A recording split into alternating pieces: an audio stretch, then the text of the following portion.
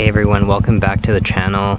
Thanks so much for stopping by. Today I am providing a brief and sad update that this is the last day that I will be in possession of this Honda Grom OG.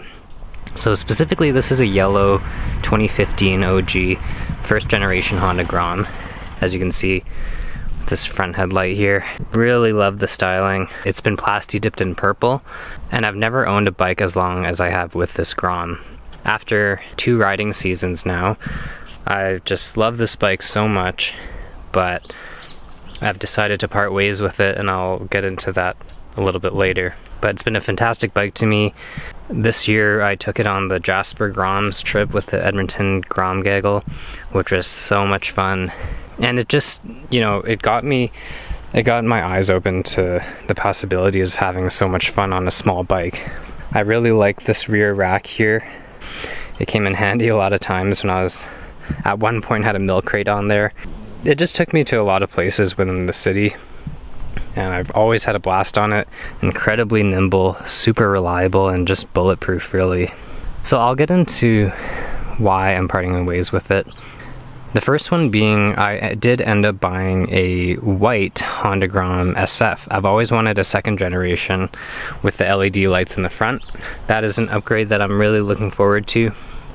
Another reason why I sold this Grom is, well, aside from me not needing 2 Honda Groms, after owning my CRF 250L and selling it to get this Grom, I decided again that I think it's time that I was looking for something a little bit more off-road capable than the Grom. While I really like the idea of this low seat height, and I even thought about throwing knobbies on the back and the front, there's no use having an off-road Grom and a street Grom for me per se. Yeah, one reason is I'm looking into getting a Dualsport, so because I love the low seat height of the Grom, I've been looking into the Yamaha XT 250 as a really good option. My CRF was pretty tall for me. That was one of the main reasons why I sold it. Another reason why is with the 3rd generation Honda Grom coming out, I'm going to see if I can find one of those on the used market in the next couple of years to replace this.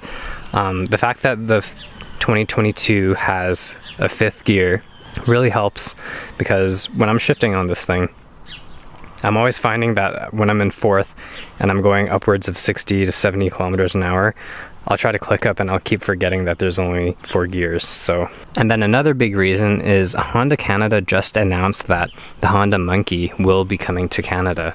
Although the price is quite steep for what it is, I think it's like 5,000, something around there. So I probably won't be getting one anytime soon, or pre-ordering one, that is. But I think one day the Honda Monkey is definitely one of my dream bikes. The only downside is I know that the Honda Monkey doesn't have a pillion seat, although honestly I've ridden this thing 2-up like once or twice anyways, so it's not really a deal breaker for me. But the fact that the Honda Monkey has some off-road capable tires, slightly better, and I just really like that retro and vintage look to it. I'm excited to start seeing those on the streets here in Canada, because honestly I haven't really seen them. Really sad to see this thing go. It's actually the only bike that I've owned that I've ever dropped. Luckily I wasn't at speed or anything like that, as you can see here. I was actually backing up my Rebel 500 and I had forgotten that I left this on the driveway, and then I tipped it over and then this broke off. Luckily that's the only damage that was done to it. It's not really any scuffs, but this bike is going to make a new owner very happy, and hopefully they'll be able to join the Edmonton Grom Gaggle, the group that I ride with. I'm honestly pretty sad to see this thing go, and my family members found out that I'm selling this Grom. They were pretty sad as well. My girlfriend, I taught her how to ride on this as well. Just a lot of memories overall with this little bike, and I think, you know, 6 years later from when it was made, I think it still looks absolutely fantastic for what it is. And I think I've kept it in really great shape, but hopefully the next owner will be very pleased, as I mentioned. So yeah, I'm just gonna wrap that up.